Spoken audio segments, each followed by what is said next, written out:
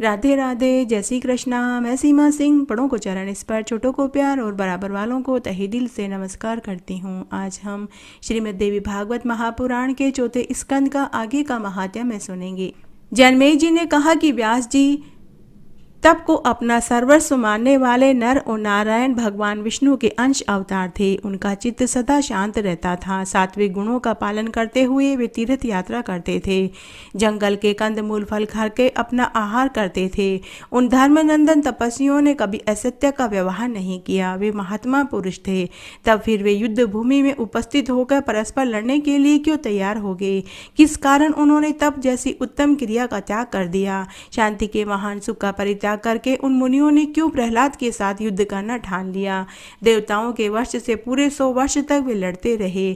महाभाग नर नारायण और प्रहलाद का परस्पर संघर्ष क्यों छिड़ गया? आप इसका विस्तार से बताने की कृपा करें। तो व्यास जी कहते हैं कि हे राजन, धर्म का निर्णय करते समय सर्वज्ञ मुनियों ने संसार के मूल कारण अहंकार को कारण बताया है। अतः मुनिवर नर नारायण शरीरधारी होकर इसका परित्याग कर दे, यह उनके लिए अवैध काम था। बिना कारण कार्य की संभावना नहीं होती, यह निर्धारित विषय है। जब हृदय में सात्विक भाव उत्पन्न होता है तब यज्ञ तप दान होते हैं। हे महाभाग, रज और तम के प्रभाव से मन में कलह की भावना पैदा होती है। हे राजेंद्र, अहंकार के बिना एक छोटी सी क्रिया भी, चाहे वह उत्तम हो या मध्यम हो, कदापि कार्य रूप में परिणित नहीं हो सकती। जगत में अहंकार से बढ़कर बंधन में डालने वाला दूसरा कोई पदार्थ नहीं है। अहंकार से बना हुआ यह विश्व उसे त्याग कर स्थित रह जाए, यह भला कैसे हो सकता है? हे राजन, समस्त प्राणी अपने कर्म के अनुसार विवश होकर बार बार संसार में जन्म लेते हैं, बार बार ही मरते हैं। देवता, मानव, अनेक योनियों में उन्हें भटकना पड़ता है। रथ के चक्के की भांति इस संसार को सदा वे परिवर्तनशील बताया गया है। प्रत्येक युग में जगत प्रभु जनार्दन नियमानुसार अनेक अवतार धारण करते हैं। महाराज, 7वें वेवस्वत मनवंतर में भगवान श्री हरि के जो अवतार हुए उन्हें ध्यान पूर्वक सुनो। एक बार भृगु मुनि ने भगवान को शाप देना चाहा। उनकी बात सत्य करने के लिए श्री हरि ने अवतार लेने का वरदान दे दिया। जगत के अधिष्ठाता भगवान श्री हरि अनेक रूप से धरातल पर पधारने लगे। राजा जनमेजय जी ने पूछा कि हे महाभाग, भृगु ने भगवान विष्णु को क्यों शाप दिया था? हे मुनि, भगवान तो चराचर जगत के सृष्टा हैं। उनके द्वारा भृगु मुनि का कौन सा अप्रिय कार्य बन गया था जिससे भृगु मुनि ने कुपित हो गए और भगवान विष्णु को उन्होंने शाप दे दिया? व्यास जी कहते हैं कि हे राजन, भृगु जी ने जो शाप दिया था उसका कारण मैं तुम्हें बतलाता हूँ। इस संबंध में तुम्हें एक प्राचीन कथा सुनाता हूँ। हिरण्यकश्यप नाम का एक राजा था। कश्यप जी उसके पिता थे। उस समय जब कभी भी दैत्यों के साथ देवताओं का संघर्ष छिड़ जाया करता था तो युद्ध प्रारंभ हो जाने पर सारे जगत में खलबली मच जाया करती थी। हिरण्यकश्यप के मर जाने पर प्रहलाद उत्तराधिकारी राजा हुआ। उनके साथ ही इंद्र के भयंकर लड़ाई आरंभ हो गई। हे राजन, पूरे 100 वर्षों तक ये युद्ध चलता रहा। उसे देखकर लोग आश्चर्य मानने लगे। देवताओं ने इतनी तत्परता के साथ युद्ध किया कि प्रहलाद को हार जाना पड़ा। उस समय प्रहलाद के मन में सहज ही विचार हुआ। सनातन धर्म की विशेषता उनकी समझ में आ गई। अतः हे राजन, विरोचन कुमार बलि को राज्य पर अभिलषित करके वे स्वयं तपस्या करने के लिए गंधमादन पर्वत पर चले गए। राज्य पाने पर श्रीमान बलि का भी देवताओं के साथ विरोध हो गया। कुछ समय के बाद फिर अत्यंत भयंकर देवासुर संग्राम छिड़ गया। देवताओं एवं अमित तेजस्वी इंद्र के पराक्रम से एक बार भी दैत्यों की हार हो गई। हे राजन, उस समय इंद्र के सहायक बनकर भगवान विष्णु ने दैत्यों को राज्य से च्युत कर दिया। हार जाने पर वे सभी दैत्य शुक्राचार्य की शरण में चले गए और बोले कि हे ब्राह्मण, आप ऐसे प्रतापी राजा होते हुए भी हमारी सहायता क्यों नहीं कर रहे हैं? हे भगवान, आप मंत्र के प्रकांड विद्वान हैं। आप हमारे सहायक न हुए तो धरातल पर हम नहीं रह पाएंगे। हमें विवश होकर पाताल में जाना पड़ेगा। व्यास जी कहते हैं कि मुनिवर शुक्राचार्य बड़े ही दयालु पुरुष थे। दैत्यों के कहने पर उन्होंने उत्तर दिया, दैत्यों, डरो मत। मैं अपने तेज से तुम्हारे लिए यहाँ रहने की व्यवस्था कर दूंगा। मंत्रों और औषधियों में निरंतर तुम्हारी सहायता करूंगा। तुम मन में उत्साह बनाए रखो और निश्चिंत हो जाओ। व्यास जी कहते हैं कि उसके बाद शुक्राचार्य का सहारा पाकर दैत्य निर्भय हो गई और गुप्तचरों ने यह निश्चित समाचार देवताओं के पास पहुंचा दिया। यह सुनकर सभी देवता इंद्र के पास आपस में विचार विमर्श करने लगे कि शुक्राचार्य के मंत्र में महान शक्ति है। यह समझकर देवताओं के मन में घबराहट पैदा हो गई। गई। उन्होंने परस्पर विचार किया कि जब तक दैत्य मंत्र का बल पाकर हमारी शक्ति का हास करने में लगे, उससे पहले ही हमें युद्ध करने में तत्पर हो जाना चाहिए और हठपूर्वक उन्हें मार कर बचे हुए को पाताल में भेज देना चाहिए। यूं राय करने के पश्चात सभी देवताओं ने शस्त्र उठा लिए और क्रोध में उबलकर दैत्यों पर चढ़ाई कर दी। इंद्र की आज्ञा पाकर देवता दैत्यों पर टूट पड़े। भीषण मार से दैत्यों के हृदय में महान आतंक छा गया। वे भय से घबरा उठे। अब उन्होंने शुक्राचार्य की शरण ली और कहा कि हमारी रक्षा करो, रक्षा करो। बार बार कहने लगे। यद्यपि दैत्यों में भी अपार बल था, फिर भी उस समय वे देवताओं द्वारा महान कष्ट भोग रहे थे। उनकी दुर्दशा देखकर शुक्राचार्य ने कहा कि डरो मत। मंत्र और औषध के बल से शुक्राचार्य सब कुछ कर सकते थे। अतः उन्हें देखते ही समस्त देव समुदाय दैत्यों को छोड़कर भाग गए। व्यास जी कहते हैं कि इस प्रकार देवताओं के हट जाने पर शुक्राचार्य ने दैत्यों से कहा कि महाभाग दानवों, पूर्व समय में ब्रह्मा जी ने मुझसे जो बात कही थी वह तुम ध्यान से सुनो। भगवान विष्णु दैत्यों का वध करने के लिए सदा सतर्क रहते हैं। उनके हाथ अभी दैत्य वध होने वाला है। उन्होंने जिस प्रकार 12 रूप धारण करके हिरण्याक्ष को मारा तथा नरसिंह अवतार लेकर हिरण्यकशिपु की लीला समाप्त कर दी, वैसे ही अब वे संपूर्ण दानवों को मार डालेंगे। वे बड़े ही उत्साही हैं। इसमें कुछ भी अन्यथा विचार नहीं करना चाहिए। ये जान पड़ता है कि वैसा समुचित मंत्र बल अभी मेरे पास नहीं है जिससे मेरे द्वारा सुरक्षित होकर तुम इंद्र और देवताओं को जीतने में समर्थ हो सको। अतः प्रधान दानवों, तुम लोग कुछ समय तक प्रतीक्षा करो। मैं अब मंत्र की प्राप्ति अभ्यास के लिए भगवान शंकर के पास जाता हूँ। हे दानवेश्वरों, मैं महादेव जी से मंत्रों की सम्यक जानकारी प्राप्त करके जब वापस लौटूंगा तब तुम्हें भली भांति सब सिखा दूंगा। दैत्य बोले कि हे मुनिवर, हमारी हार हो गई है। हम बिल्कुल निर्बल हो गए हैं। उतने समय तक प्रतीक्षा करने के लिए हम पृथ्वी पर कैसे रह पाएंगे। संपूर्ण पराक्रमी दानव काल के ग्रास बन गए हैं। जो शेष बचे हैं वे सुख के साधन हो ही नहीं सकते, क्योंकि युद्ध में ठहरने की उनमें योग्यता ही नहीं है। शुक्राचार्य ने कहा कि मैं जब तक भगवान शंकर के पास से मंत्र लेकर आऊं तब तक तो तुम्हारा किसी तरह रुके रहना आवश्यक है। ऐसे संभव न हो तो तपस्वी बनकर समय की प्रतीक्षा करो। विद्वानों ने कहा है कि समय अनुसार साम दाम दंड भेद सभी उपायों को अपनाना चाहिए। बुद्धिमान वीर पुरुष देश काल शक्ति का ज्ञान प्राप्त करके ही अपनी सामर्थ्य दिखलाता है। मनीषी पुरुषों का कर्तव्य है कि यदि भविष्य में कल्याण होने की आशा हो तो कुछ समय तक शत्रुओं की सेवा भी कर ले।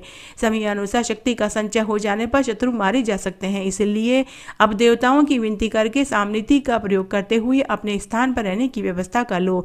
मेरे आने की प्रतीक्षा करते रहना। है दानवों, भगवान शंकर की कृपा से मंत्रों को पाकर मैं तुरंत वापस लौटूंगा। उनकी शक्ति का आश्रय लेकर हम देवताओं से पुनः युद्ध करेंगे। उस समय हमारी निश्चय ही जीत होगी। दैत्यों से यूं कहकर मुनिवर शुक्राचार्य मंत्र प्राप्त करने के लिए भगवान शंकर के पास कैलाश पर चढ़े। उनका कार्यक्रम बिल्कुल निश्चित हो चुका था। तब दानवों ने अत्यंत नम्रतापूर्वक देवताओं से बातचीत करी और विनीत भाव से बोले कि हे देवताओं, हम सब अब अपने अस्त्र शस्त्र का परित्याग करके युद्ध उद्योग से बिल्कुल रहित हो गए हैं। वृक्षों की छाल पहनकर हम भी तपस्वी जीवन व्यतीत करेंगे। देवताओं ने मान लिया कि वे लौट पड़े और उनकी सारी चिंताएं दूर हो गई। वे प्रसन्नतापूर्वक समय व्यतीत करने लगे। जब दैत्यों ने अपने अस्त्र शस्त्र त्याग दिए तब देवता वहां एक क्षण भी नहीं रुके। उन्हें पूर्ण विश्वास हो गया कि दैत्यों ने हार मान ली है। वे सभी देवता अपने अपने लोक में पुनः वापस चले गए। उधर वे दैत्य तपस्वी का स्वांग बनाकर अपना समय व्यतीत कर रहे थे। शुक्राचार्य की आने की प्रतीक्षा कर रहे थे। वे कश्यप जी के आश्रम में निवास कर रहे थे। कुछ समय के बाद शुक्राचार्य कैलाश पर पहुंच गए। उन्होंने भगवान शंकर को प्रणाम किया। भगवान शंकर ने उनसे पूछा कि तुम किस कारण यहाँ पधारे हो। शुक्राचार्य जी ने कहा कि हे भगवान, मुझे उन मंत्रों के पाने की अभिलाषा है जो बृहस्पति के पास न हो। देवताओं की पराजय और दैत्यों की विजय के लिए ही मैं यहाँ आया हूँ।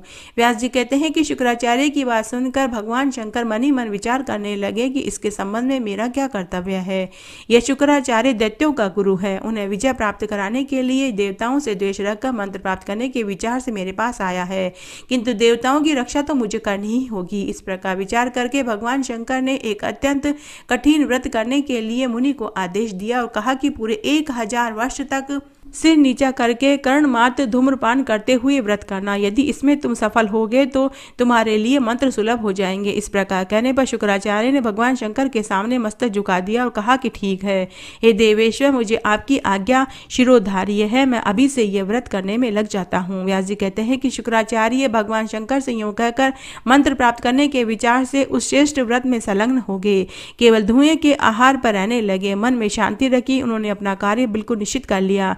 शुक्राचार्य कठिन व्रत करने में लग गए और दैत्यों ने केवल दिखावे के लिए तपस्वी का रूप धारण कर लिया। इस बात की पूरी जानकारी प्राप्त हो जाने पर देवता भी मंत्र की प्राप्ति के उपाय में लग गए। हे राजन, उसके बाद मन में विचार करके उन सभी ने युद्ध की तैयारी कर ली। वे हाथ में अस्त्र शस्त्र लेकर जहां प्रधान दानव रहते थे वहां पहुंच गए।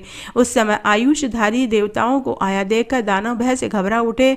उन्हें चारों ओर से देवताओं ने घेर लिया। भय से आतुर दानव तुरंत उठकर खड़े हो गए और बला अभिमान देवताओं से सत्य वचन कहने लगे कि हमने अपने शस्त्र रख दिए हैं, अत्यंत भयभीत हैं। हमारे गुरुदेव इस समय व्रत कर रहे हैं। देवताओं, ऐसी स्थिति में आप हमें मारने के लिए क्यों आए हो? आपने तो हमें अभय दान भी दे दिया है। हे देवताओं, आप लोगों का यह सत्य श्रुति प्रतिपादन धर्म अब कहाँ चला गया, जो सबको सूचित करता है कि निशस्त्रों के ऊपर शस्त्र नहीं चलाना चाहिए? देवताओं ने कहा कि तुमने शुक्राचार्य को मंत्र प्राप्त करने के लिए भेजा है और स्वयं हृदय में कपट रखकर तप कर रहे हो। हमने तुम्हारा अभिप्राय जान लिया है, इसलिए हम युद्ध करने के लिए आए हैं। तुम भी शस्त्र लेकर लड़ने के लिए तैयार हो जाओ। जब कभी भी अवसर मिले शत्रु को परास्त कर डालना चाहिए, यही नियम सदा से चला आ रहा है। देवताओं के वचन सुनकर दैत्यों ने कुछ समय तक वहां विचार किया। उसके बाद वे वहां से निकलकर भाग गए। भय से उनके मन में घबराहट पैदा हो गई। वे अत्यंत डर कर शुक्राचार्य की माता की शरण में चले गए। उन्हें दुखी देखकर माता ने उन्हें अभय दान दिया और वचन दिया। शुक्राचार्य की माता बोली कि दानवों, डरो मत, निर्भय हो जाओ। मेरे पास तुम्हें किसी प्रकार की कोई चिंता और भय नहीं करनी चाहिए। काव्य माता की बात सुनकर दानवों की मनोदशा थोड़ी शांत हुई। वे उसी आश्रम में रहने लगे। पास में उनके कोई अस्त्र शस्त्र नहीं था। वे संदेह रहित समय व्यतीत कर रहे थे। भागते समय दैत्यों को देवताओं ने देख लिया था, अतः वे उनके पद चिन्हों को देखते देखते वहां आश्रम में पहुंच गए। उस समय बलाबल कुछ भी विचार नहीं किया। वहां आकर उन सब देवताओं ने दैत्यों को मारना शुरू कर दिया। शुक्राचार्य की माता के मना करने पर भी देवता आश्रम में दानवों को मारते रहे। दैत्यों को मार खाते हुए देखकर काव्य माता का कलेजा पसीज गया। वे बोली, मैं अभी इंद्र सहित सभी देवताओं को नींद के चंगुल में सुला दूंगी। ऐसा कहकर उन्होंने निद्रा को आज्ञा दे दी। देवताओं के पास और कोई चारा नहीं था। वह देवताओं के पास गई और उन पर तुरंत अपना प्रभार डाल दिया। समस्त देवता नींद के वशीभूत होकर मूक की भांति पड़ गए। नींद के प्रभाव से इंद्र की शक्ति क्षीण हो चुकी थी। वे घबरा गए। उन्हें देखकर भगवान विष्णु ने कहा कि हे देवेश्वर, तुम्हारा कल्याण हो, तुम तुरंत मेरे पास आ जाओ, मैं तुम्हें अन्यत्र भेज दूंगा। इस प्रकार कहने पर इंद्र सहित सभी देवता भगवान हरि के पास चले गए। भगवान की छत्र छाया पाकर उनका सारा भय दूर हो गया। निद्रा भी उनके पास से चली गई। विष्णु द्वारा सुरक्षित होने के बाद इंद्र जो के त्यों स्वस्थ हो गए। यह देखकर शुक्राचार्य की माता क्रोध से तमतमा उठी। उन्होंने यह वचन कहा कि हे मधुवन, मैं अपनी तपस्या के प्रभाव से विष्णु सहित तुम्हें निगल जाऊंगी। मेरे ऐसे तपोबल को संपूर्ण देवता देखते रह जाएंगे, किसी का कोई वश नहीं चलेगा। व्यास जी कहते हैं कि शुक्राचार्य की माता योग विद्या की पूरी जानकार थी। उनकी उस शक्ति के प्रभाव से भगवान विष्णु और इंद्र की सारी शक्ति कुंठित हो गई। वे बिल्कुल फीके पड़ गए। वे अत्यंत क्लेश में पड़ गए। उन महात्माओं को देखकर देवताओं के आश्चर्य की सीमा नहीं रही। उनका हृदय शुद्ध हो उठा। उन्हें दुखी देखकर इंद्र ने भगवान विष्णु से कहा कि हे मधुसूदन, मैं आपकी अपेक्षा अधिक दुखी हूँ। हे प्रभु, अब आप इस दुष्ट को तुरंत दबाने की कृपा कीजिए। हे माधव, इसे अपनी तपस्या का अभिमान हो गया है। यह हमारे ऊपर आक्रमण करे, इससे पहले ही आप कोई उपाय कीजिए। हे विष्णु, विचार करना इस समय अवांछनीय है। महात्मा इंद्र के यूं कहने पर भगवान विष्णु ने तुरंत सुदर्शन चक्र को याद किया। सुदर्शन चक्र निरंतर भगवान के अधीन रहता है। स्मरण करते ही वह वहां पहुंच गया। देवता के प्रेरणा करने पर कुपित होकर शुक्राचार्य की माता को मारने के लिए भगवान ने चक्र उठा लिया और तुरंत ही शुक्र माता का मस्तक धड़ से अलग कर दिया। उसकी मृत्यु देखकर इंद्र के आनंद की सीमा न रही। सभी देवता संतुष्ट हो गए और भगवान विष्णु की जय जयकार करने लगे। सभी के मनों में हर्षो उल्लास भर गया। उनका मानसिक संताप दूर हो गया। किंतु तभी भगवान विष्णु और इंद्र के हृदय को स्त्री हत्या और भृंगु मुनि का शाप लग गया। ये दोनों विषय शंकित करने वाले थे। इस तरह आज मैंने आपको ये महात्म्य सुनाया। मेरे साथ बने रहने के लिए आपका धन्यवाद। आगे की कथा कहानी के लिए भी आप इसी तरह मेरे साथ बने रहें। धन्यवाद।